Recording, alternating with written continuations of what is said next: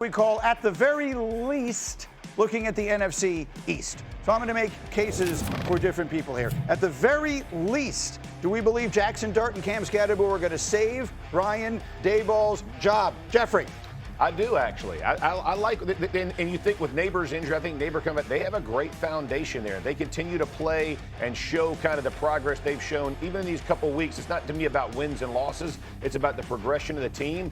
Skattebo putting them on the map. Jaxson Dart's playing decent football. It's got to be exciting for a Giants fan. I can't remember a team, and you cover them closely, you're around them, where the vibe has changed this much, this quickly. Even though the expectation, it's not like, oh, we're a Super Bowl contender, but just you can feel it in the streets. We walk around in this city. Like the Giant fans the vibes are so impossibly high because of these two young guys, because of the quarterback and Skattebo. And it also came in a week where they beat the Eagles, the Commanders lost, the Cowboys lost, and the Crosstown Jets lost also. So vibes are high for Giants fans. I will say this. Everyone clobbered Joe Schoen for not signing Saquon Barkley. We know there was hard knocks, all of that. A year removed, Saquon, everyone's happy for him. Brian Burns was what they spent their money on. They have these two young guys. Maybe there is life after Saquon Barkley after all. The Giants feel like they could have look, it was too early to crown Jaxson Dart, obviously, but so far so good. They're going to get Malik Neighbors back healthy. Like, this defense, they feel like they're starting something. Yeah, I mean, it's all about expectations. The expectations for this team was low coming into the season. If you leave this season having found a quarterback and potentially found a running back in Cam Skattebo, you're feeling really great about re-signing Daboll and going forward. Let me go to the next one here. Kmart, I'll start with you. We'll do the Commanders, at the very least. At the very least, the Commanders, do we believe they win the NFC East? Will they win the division? Well, clearly, as Dan Graziano will tell you, the Eagles can't. So I do think they will. No, I don't. You don't? I don't. You don't? I think they can. It's going to be the Eagles. I think they can. I really do think the Eagles just have a better roster. I think when I look at the Commanders, they've scuffled a little bit, but I believe in their quarterback. So when you say, will the Commanders win the NFC East, it's the Jaden Daniels effect that makes me think, you know what? They could. But when you look at the team totally, I think the Eagles just have a better roster. Yeah, Jaden's incredible, and I think at the very least you're going to be in every game, and they could win every game they're playing in because he is that good. Yeah. But I think ultimately you're right. But the Eagles winning the division isn't enough. But I do think they're the best team in that division, and they will break the streak and win back-to-back divisions. Then we'll see if they get it together enough to make a run in the playoffs like they did last year. And we can shut Bryce up, which would be like Finally. for everybody. You see the numbers up there. Our analytics overwhelmingly favor the Eagles. They have that game up in the standings, but they did lose in the division to the Giants. All right, the last one. Here's what I promised you. I'm going to make everybody crazy. At the very least, can I put the Dallas Cowboys in the playoffs? Oh, my word. Jeff said it. You are delusional, too. I'm delusional. You and Jared. That offense, that high-flying offense when they get C.D. Lamb back. Did you see Rico Dowdle in their defense? That Jerry thinks is legit?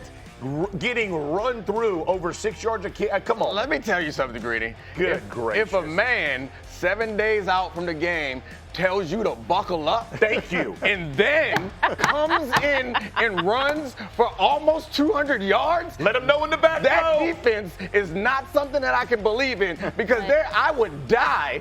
He made it public. Yes. He said, listen, guys, you didn't sign me. Buckle up. Yes. You gonna tell me to buckle up? Thank you. And then come to my house? Well, it wasn't the house, but they come in Carolina. And then actually execute on that? I'm going to tell you right now. That's ridiculous. I would have put 12 guys on the field and accepted penalties before I'm letting that dude do that to me after he told me what he was going to do. We might have set Bryce Young up to have a career day. Because what you're not going to do is tell me to buckle damn up and then go for almost 200 yards on me. That's not. Meek is preaching. It's basic defensive stuff. Or just like personal pride. You might win, but you're going to win that through ain't the air. The guy. That ain't going to be the guy. Ted McMillan going to have 235 and 3 tugs. Because Rico Dowdle is going to have 1 yard maybe. But it's not what happened. Can I say something? Yeah.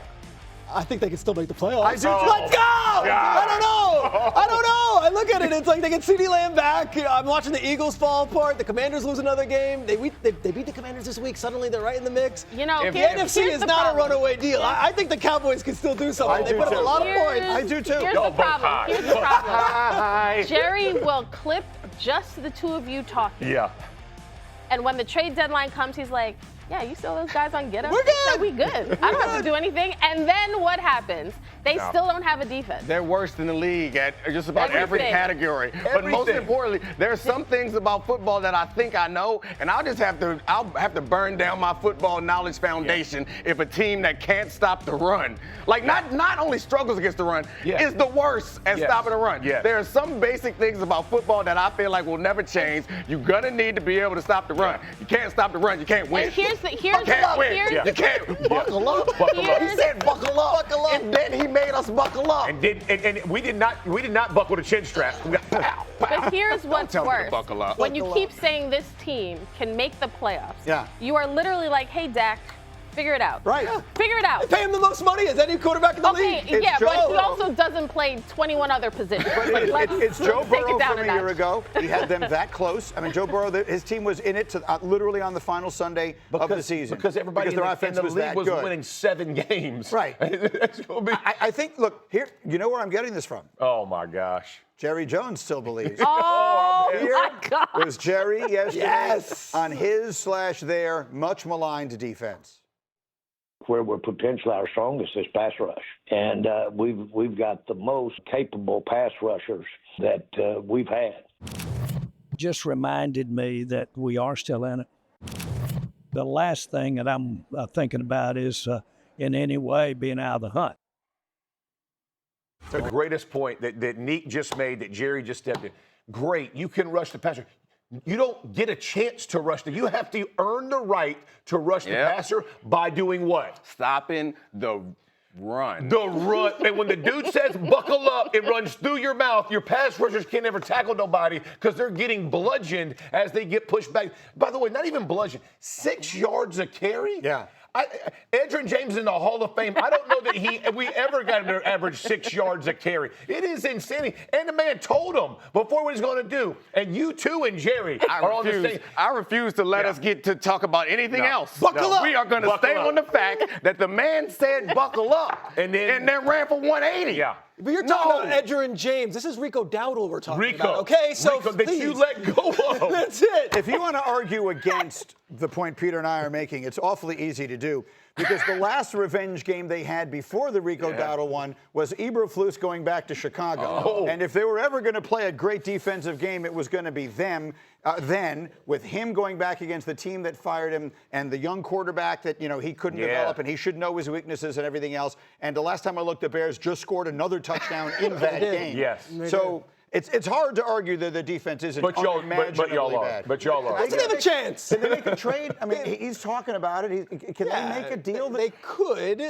Can they get Micah Parsons I back? think that's what I was going to say. They had a pretty good defensive player. I think that what they have to do is kind of throw their defensive strategy in the trash, and we have to go high risk. You got to be an aggressive, all-out blitzing team all the time, and either you're going to get bombed on or you're going to create turnovers. The idea that this defense can just play straight up, it doesn't seem like that's going to work. You have to raise your risk profile and challenge another team. Can you go score for score with Dak? We're going to get the ball back to Dak quickly because we're either going to force you to turn the ball over because we blitz you, or you're going to score 6. Then get it back to Dak. That's where their money's invested, on a wide receiver, a quarterback, and offensive line. So it's like they know that. The thing is, I get with money invested, understand that, but you can't be this bad on defense. It's another level. That's not about money. Here's the thing. Like, we bash Eberflus. Let me just say it's not just him. They don't have the dudes. That is a problem. And I understand, to his point, at some point, you just go, you throw caution away, and we're like, hey, man, whatever we're going to do, let's go do.